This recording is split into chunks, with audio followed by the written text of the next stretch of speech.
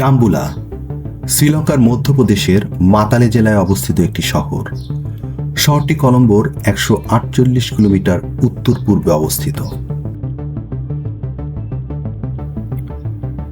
শ্রীলঙ্কার ডাম্বুলা শহরে ভিজিটে এসে সিগিরিয়া লায়ন রক ভিজিট করার পাশাপাশি ডাম্বুলার গুহা মন্দির পরিদর্শন এবং জঙ্গল সাফারি না করলে পুরো ভ্রমণটি যেন পূর্ণতা লাভ করে না।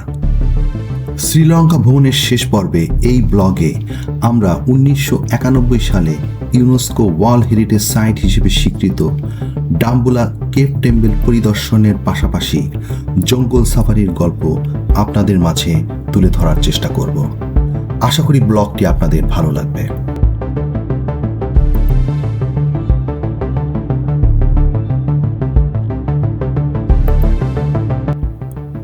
আমাদের প্রথম গন্তব্য ডাম্বুলার গুহা মন্দির। ডাম্বুলা গুহা মন্দির কমপ্লেক্সটি একটি বিশাল পাথরের উপরে প্রায় 160 মিটার উঁচুতে অবস্থিত। প্রায় 300 থেকে 350টি সিঁড়ি পার হয়ে মন্দিরটির শীর্ষে পৌঁছাতে হয়। প্রায় 30 মিনিটের হাঁটা পথ অতিক্রম করে আমরা ছুটে চললাম মন্দিরটির শীর্ষস্থানে। মন্দিরে ওঠার সময় চারপাশের প্রাকৃতিক সৌন্দর্য আপনাকে বিমোহিত করবে।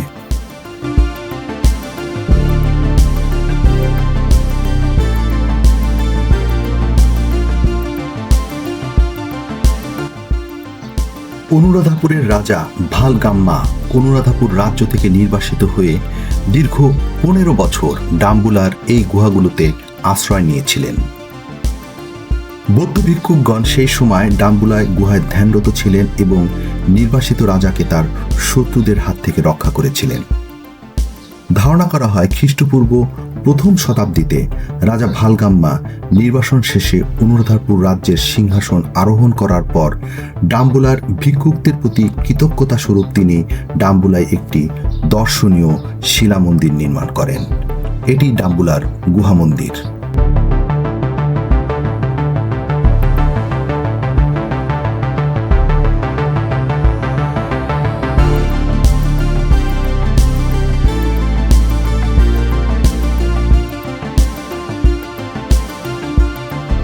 ডাম্বুলা গুহা মন্দিরে ছোট বড় অনেক গুহা থাকলেও 5টি প্রধান গুহা দর্শনার্থীদের জন্য মূল আকর্ষণ।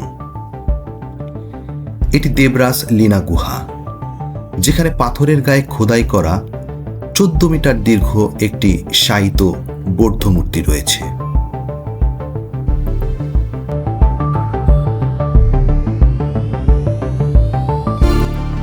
এটি মহারাজ লিনা গুহা। এটি সবচেয়ে বড় গুহা। এখানে প্রায় 60টি মূর্তি রয়েছে, যেখানে দেয়ালে বুদ্ধের জীবনী এবং শ্রীলঙ্কার ইতিহাসের চমৎকার চিত্রকর্ম রয়েছে।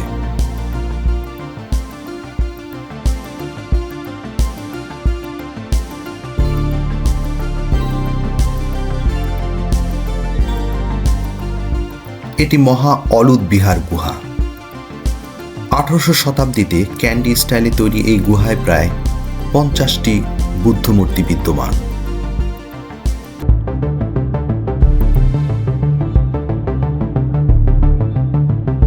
এটি পশ্চিমা বিহার গুহা। এটি অপেক্ষাকৃত ছোট গুহা, যার মাঝখানে একটি স্তূপ বা প্যাগোডা রয়েছে।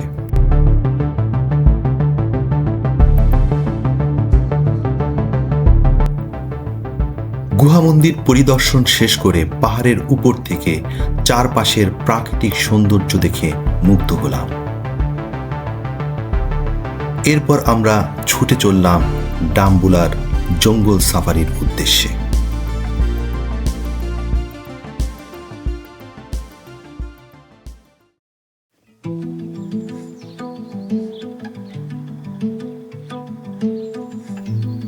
শুরু হলো ডাম্বুলায় আমাদের জঙ্গল সাফারি।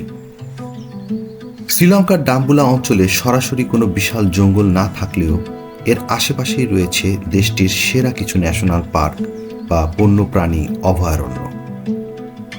ডাম্বুলাকে কেন্দ্র করে সাধারণত 3টি প্রধান পার্কে জঙ্গল সাফারি করা হয়।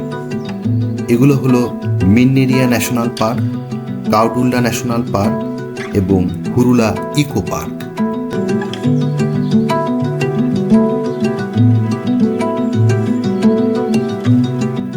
ডাম্বুলায় জঙ্গল সাফারির পুরো স্বাদ আস্বাদন করতে না পারলেও জঙ্গল সাফারির একটি ফিল আপনারা অনুভব করতে পারবেন। এখানে জঙ্গল সাফারিতে কোনো ভয়ঙ্কর জীবজন্তু দেখা যায় না, তবে হাতির বিচরণ সবচাইতে বেশি পরিলক্ষিত হয়।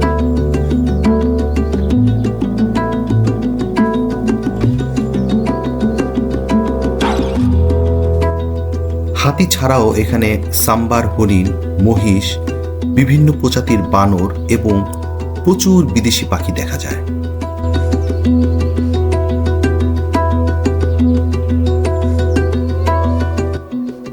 সাধারণত দিনে 2 বার সাফারি করা যায়, ভোর 6টায় এবং দুপুর 2টায়।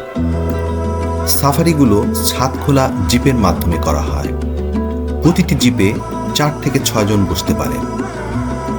জিপের ভাড়া এবং পার্কের প্রবেশ ফি আলাদা দিতে হয়। সাধারণত জনপ্রতি 3000 থেকে 5000 শ্রীলঙ্কার রুপি খরচ হতে পারে।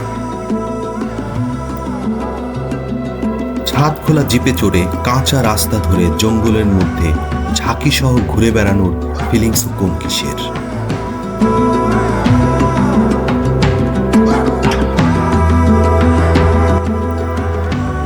আমাদের সামনেই চোখে পড়ল একটি হাতি। একটু সামনে এগোতেই দেখলাম একটি পাখি।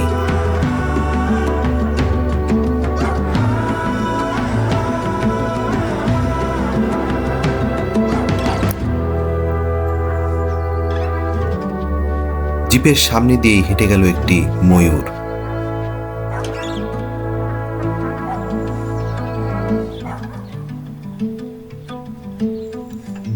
এছাড়াও দূর থেকে একটি মহিষের চড়া দেখা গেল।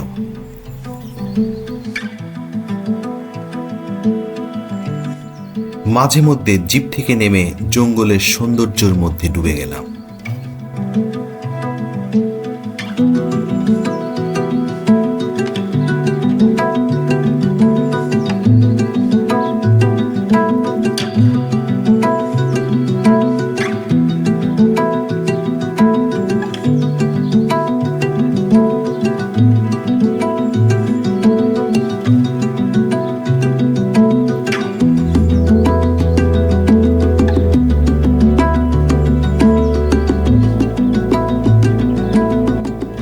এটি ছিল আমাদের জঙ্গল সাফারির সবচাইতে আকর্ষণীয় এবং রোমাঞ্চকর অনুভূতি। একটি বন্য হাতি তার বাচ্চা সহ জঙ্গলে বিচরণ করছে। বনের মধ্যে বন্য হাতির বাচ্চা সহ স্বাধীন বিচরণ কাছ থেকে দেখার অনুভূতি অন্যরকম।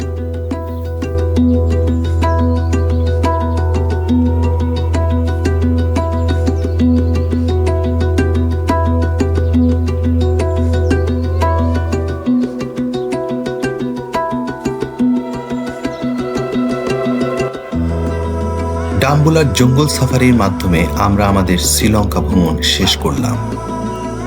কোনো পর্যটক আমাদের গাইডলাইন ফলো করে শ্রীলঙ্কা ভ্রমণ করলে বেশিরভাগ জায়গায় এক্সপ্লোর করতে পারবেন। শ্রীলঙ্কা ভ্রমণের ভিডিওগুলো ভালো লাগলে চ্যানেলটি সাবস্ক্রাইব করে আমাদের সাথেই থাকুন।